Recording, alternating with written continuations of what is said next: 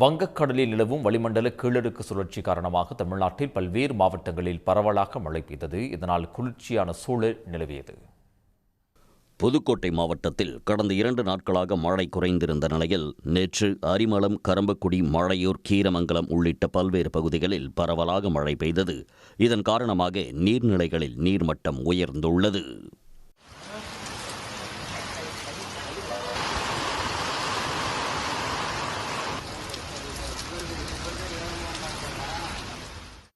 தூத்துக்குடி மாவட்டத்தில் காலையிலிருந்து வெயிலின் தாக்கம் குறைவாக இருந்த நிலையில் மாலையில் விட்டு விட்டு மழை பெய்தது. குறிப்பாக கழுகுமலை, கயத்தாறு, எட்டயபுரம், வானரமுட்டி, இனாமணியாச்சி உள்ளிட்ட பல்வேறு இடங்களில் பரவலாக மழை பெய்ததால் மக்கள் மகிழ்ச்சி அடைந்தனர்.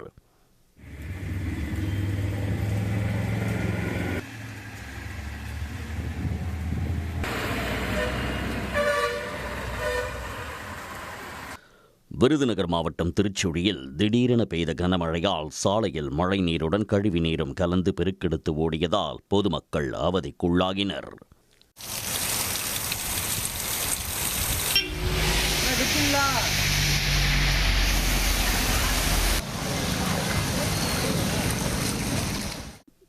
திண்டுக்கல், நாகல் நகர், பாலகிருஷ்ணாபுரம், பேகம்பூர், சிலம்பாடி, தோமையார்புரம் உட்பட பல்வேறு பகுதிகளிலும் பலத்த மழை பெய்தது. கொட்டி தீர்த்த மழையால் சாலைகள், தெருக்களில் தண்ணீர் பெருக்கெடுத்து ஓடியது.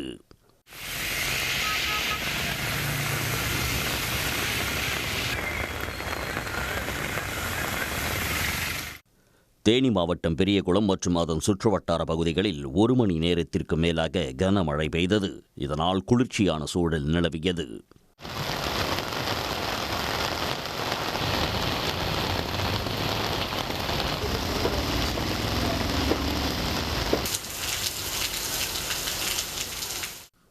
இதனிடையே வங்கக்கடலில் நிலவும் வளிமண்டல கீழடுக்கு சுழற்சியால் இன்று முதல் 6 நாட்களுக்கு தமிழ்நாடு மற்றும் புதுச்சேரியில் மிதமான மழை பெய்ய வாய்ப்புள்ளதாக சென்னை வானிலை ஆய்வு மையம் தெரிவித்துள்ளது.